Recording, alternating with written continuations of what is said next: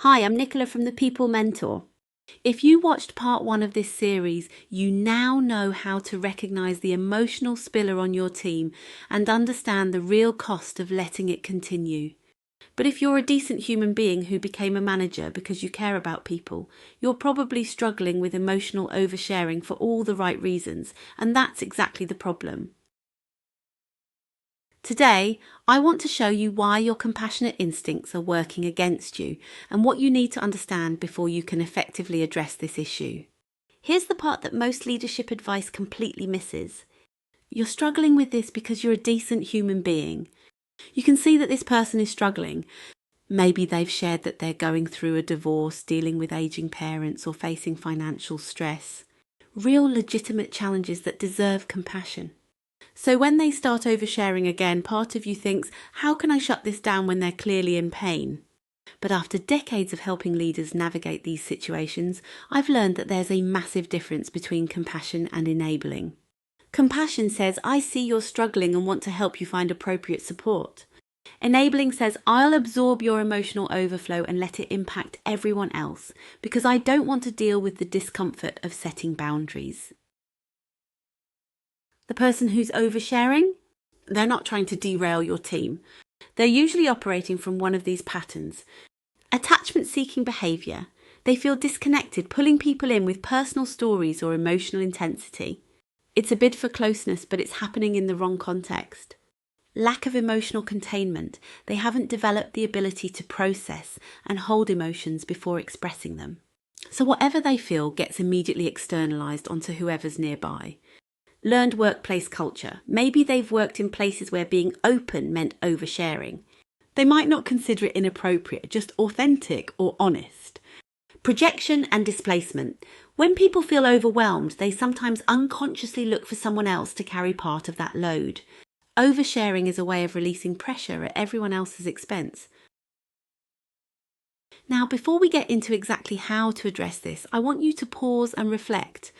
How you show up in this conversation will determine whether it becomes a breakthrough or a breakdown. This is where my compass conversation model becomes invaluable. Before you can create safety for anyone else, you must centre yourself first. Ask yourself, what exactly is making this feel so difficult for me? Is it that I feel responsible for this person's well-being? Am I worried about being perceived as unkind or uncaring? What part of me is being activated by their emotional intensity? I had a manager tell me recently, I realised I was more afraid of them thinking I was heartless than I was committed to creating a healthy environment for my entire team. That's a powerful moment of self-awareness. The goal here isn't to shut someone down or punish them for having feelings. The goal is to help them become aware of how they're showing up and the ripple effect on the team. You're not trying to fix their personal problems. You're not their therapist. You're their leader. And your job is to maintain a productive, professional environment where everyone can do their best work. Getting clear on that distinction is crucial before you open your mouth. I understand your predicament. You became a leader because you care about people. The last thing you want is to crush someone's spirit or make them feel unsupported. But here's the truth that nobody talks about. Letting emotional spillover continue unchecked isn't caring, it's avoiding. I want you to understand that addressing emotional oversharing isn't about becoming a cold corporate robot. It's about becoming a more skilled leader.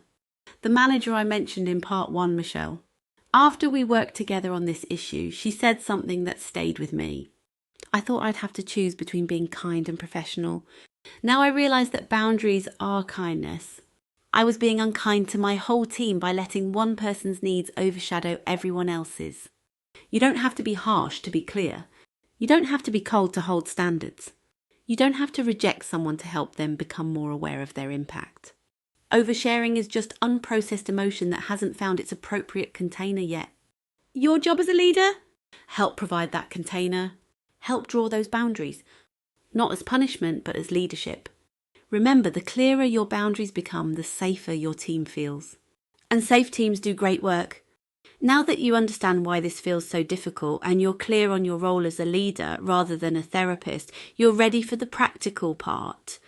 In part 3, I'll give you my proven 3-tier framework with the exact words to use when addressing emotional oversharing, so you can be both caring and effective without becoming the bad guy. I'll see you in the next video.